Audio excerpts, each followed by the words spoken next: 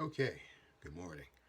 Now, I wanted to talk a little bit about Egerton Marcus because he's been getting from the spotlight for a little while. Now, I think a year ago, 2 years ago, I made a video about boxers Zuma Nelson and David DeFiamon. But mostly I talked about David DeFiamon, who won a silver medal at the 1996 Games in Atlanta.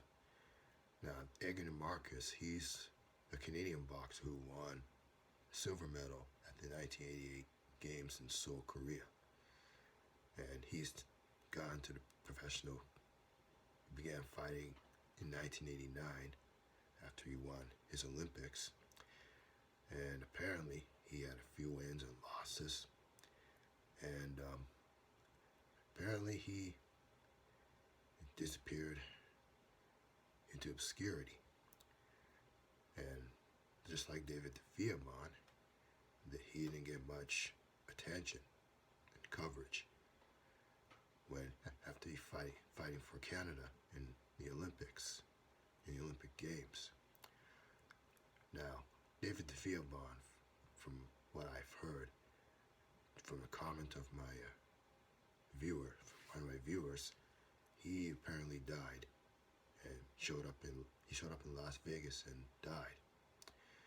Now Egerton Marcus is still here, living in the Toronto area, training amateur boxers, and his name never really got mentioned after the Olympics. But that's the thing, anyways, with most of Canada's former athletes of black or African descent. They disappear in obscurity. Unlike the white athletes who get attention, who get lots of attention from the Canadian and maybe international media, black athletes are disappear into obscurity. But that calls for another video in itself. But anyways, Egerton Marcus, I was wondering what happened to him.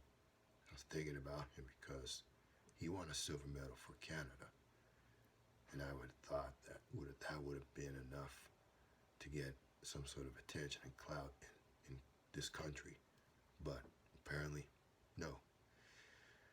And it's kind of like racism with a smile, disappearing into obscurity. And that's all I have for sports.